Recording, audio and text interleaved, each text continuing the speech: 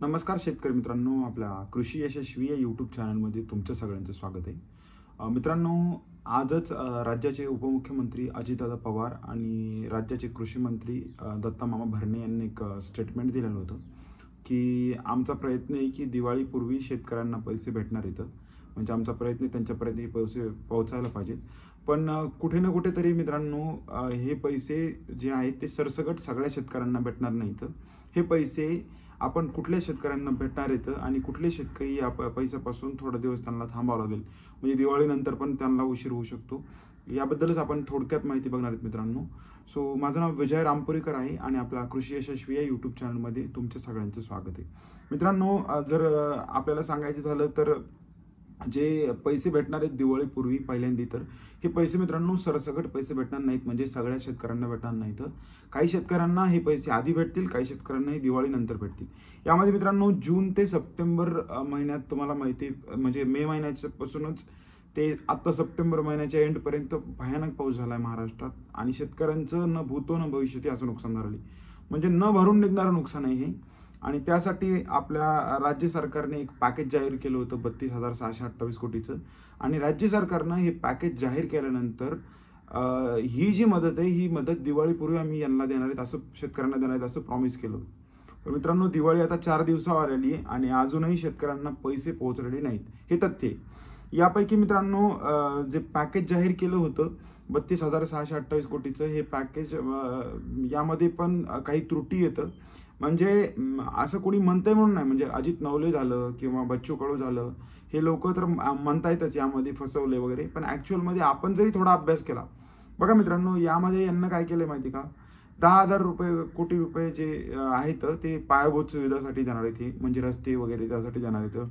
5,000 कोटी रुपये हे जे पीक विमा कंपनीला यांना क्लेम वगैरे दिलेला असतो, सॉरी म्हणजे जे प्रीमियम भरलेला असतो पीक विमा कंपनीला, तो पीक विम्याची 5,000 कोटी म्हणजे 15,000 कोटी झाली.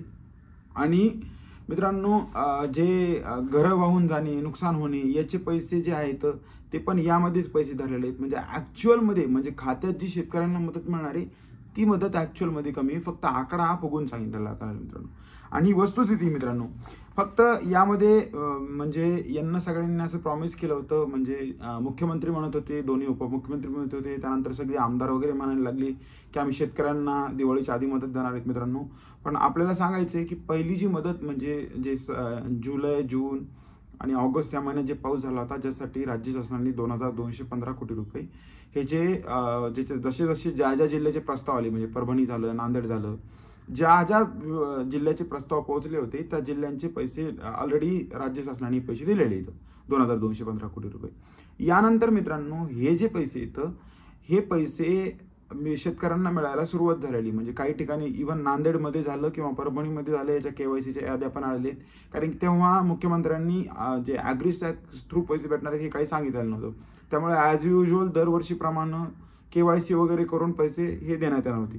सो हे पैसे वाटप करायला सुरुवात झाली आहे. यानंतर मित्रांनो, जे पाऊस पडला म्हणजे ऑगस्ट, सप्टेंबर, ऑक्टोबर महिन्याच्या म्हणजे सुरुवातीपर्यंत, हे जे नुकसान आहे हे न भूतो न भविष्यती नुकसान झालेले शेतकऱ्यांचं. आणि या परिस्थितीमध्ये हे जे पैसे येतं हे पैसे मित्रांनो दिवाळीपर्यंत भेटण्याची खूप कमी शक्यता आहे. म्हणजे 10,000 रुपयाचं अनुदान झालं रब्बी हंगामासाठी आणि 8,500 रुपये NDRFची झाली. हे जे पैसे येतं हे पैसे शेतकऱ्यांना उशिरा मिळू शकतात. पैसे फक्त याच शेतकऱ्यांना भेटू शकतात ज्यांना म्हणजे पूर परिस्थितीमुळे जनावर ज्यांची दगावून गेलेले आहेत किंवा ज्यांचं अतोनात नुकसान झालेलं, म्हणजे एक्स्ट्रीम लेवलचा खूप जिथे पाऊस होता तिथेच हे पैसे त्वरित देण्यात येते. निवडणुकांनंतर आता मित्रांनो तुम्हाला हे पण माहिती आहे की आता राज्यात निवडणूक आहे, त्याची आचारसंहिता लागणार आहे, मग राज्य सरकार कधी पैसे देणार आहे, त्याला किती उशीर होऊ शकतो, ह्या पण गोष्टी आता म्हणजे आपण हे करण्यासारखे नाही आहेत. सो शेतकऱ्यांना पैसे भेटायला उशीरच होणार आहे, ह्यात काही वाद नाही.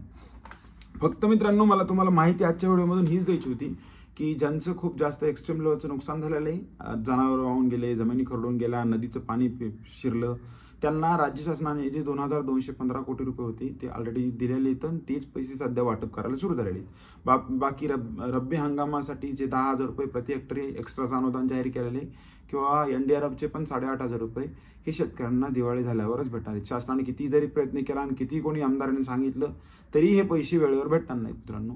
सो तुम्हाला हीच माहिती द्यायची होती. माझा प्रयत्न असतो मित्रांनो की शेतकऱ्यांपर्यंत एक खरी आणि जेन्युइन माहिती पोहोचावी. जर तुम्हाला माझ्या व्हिडिओज आवडत असतील तर प्लीज मित्रांनो या चॅनलला सबस्क्राईब करा, तुम्ही लाईक करा आणि तुमच्या मित्रमैत्रिणींसोबत शेअर करा. धन्यवाद.